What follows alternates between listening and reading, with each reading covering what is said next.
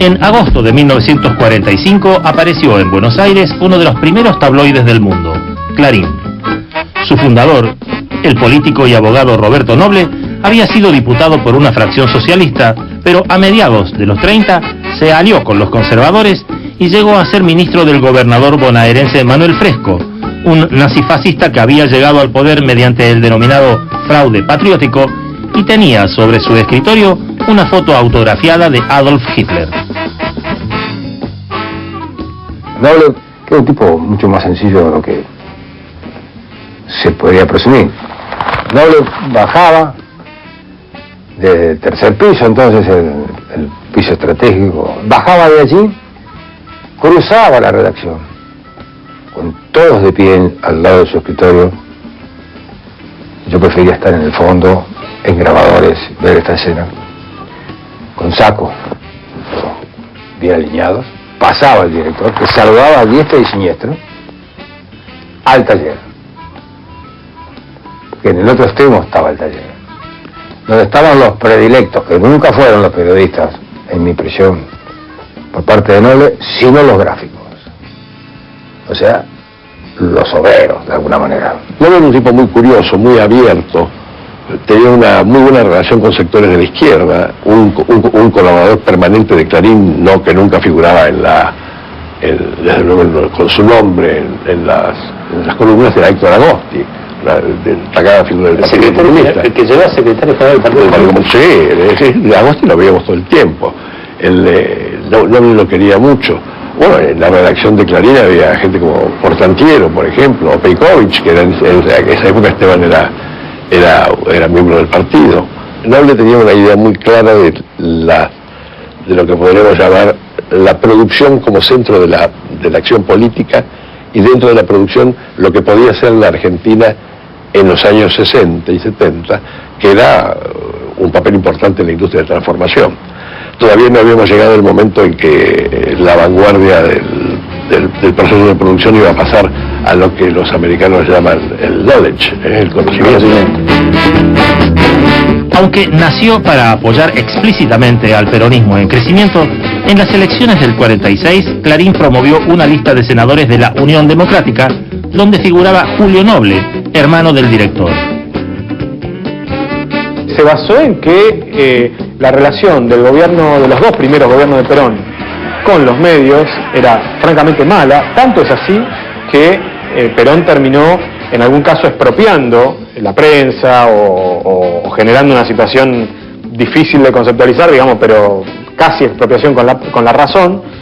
Y entonces Clarín manejaba una línea editorial muy inteligente, digamos, porque no era francamente opositor al gobierno de Perón, pero tampoco era oficialista. Entonces, en esa línea se benefició de la caída de los clasificados por la ruptura del pacto de lectura que supuso la expropiación del diario La Prensa, que era el que concentraba la mayor tanda de clasificados. Eso permitió crecer mucho en la envergadura económica del diario. Uno no puede explicarse el surgimiento de Clarín y el lugar que Clarín tuvo y tiene todavía sin la expropiación de la prensa.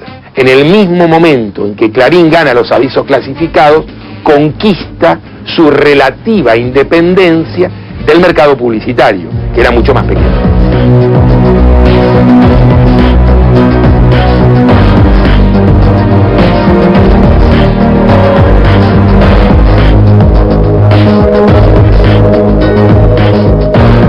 En esa primera década de existencia, Clarín logró diferenciarse de la competencia, se concentró en la capital y alrededores y consiguió llegar a los kioscos antes que ningún otro diario. En aquella redacción brillaban algunos grandes periodistas e intelectuales como Raúl González Tuñón, Jacobo Timerman, Osvaldo Bayer y Roberto Tito Cosa.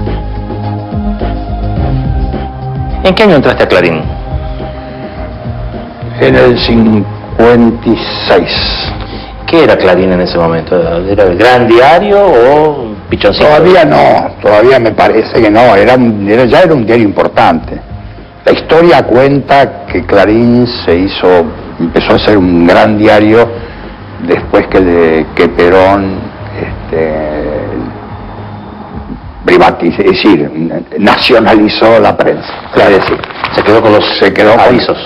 Claro, entonces como pasó a ser un diario claramente del gobierno, muchos avisos pasaron a ser de Clarín y ahí empezó a crecer mucho. Yo entré ya cuando el diario empezaba a tener importancia, no era lo que soy, ¿no? Menos la empresa lo que soy, ¿no? Era el diario. Pero bueno, ya era un diario popular, que se leía mucho. Y ahí el que estaba ahí siempre, que fue quizás lo mejor que me dio Clarín, era trabajar al lado con Raúl González Cuñón. Porque Raúl hacía crítica de teatro independiente. Y él iba a las mañanas a hacer la crítica. Y yo lo tenía sentado ahí, hemos charlado, no todo lo que uno quisiera, ¿no? Con esa soberbia juvenil, que bueno, es un poeta, pero un lindo tipo. Y a la tarde, mientras estaba a la tarde, lo tenía trabajando al lado a José Portogalo, poeta olvidado, pero también poeta importante en esa época. Así que lo lindo de Clarín eran los personajes y los tipos, ¿no?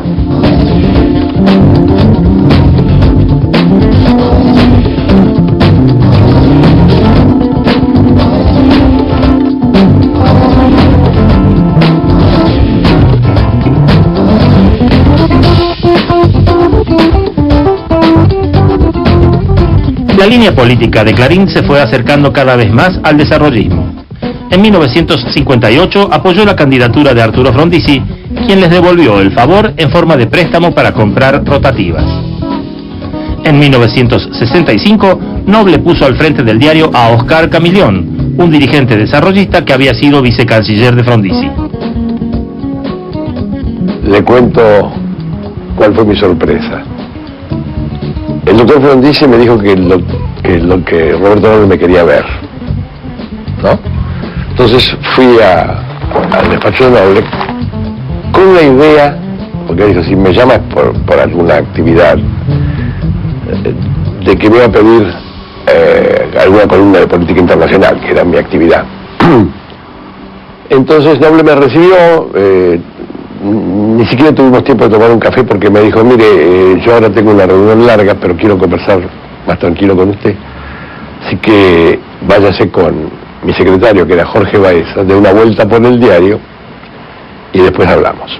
Volví y me convidó con un whisky, que era una bebida que él consumía con cierta asiduidad. ¿Usted también?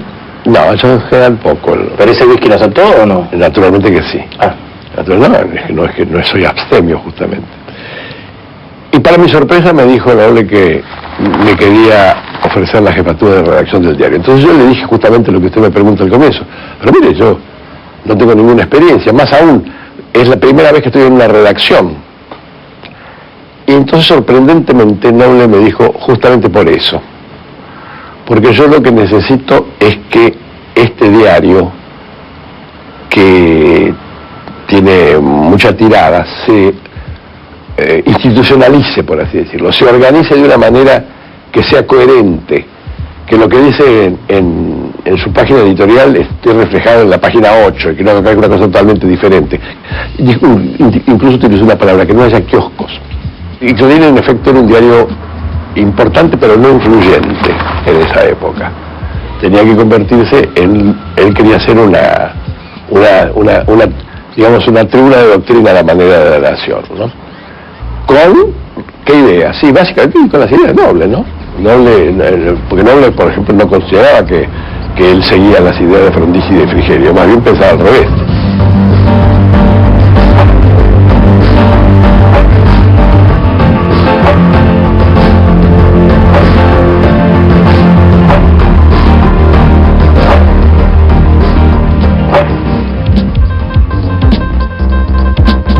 En línea con el desarrollismo, Clarín fue crítico del gobierno radical de Arturo Illia y apoyó el golpe de Estado de 1966.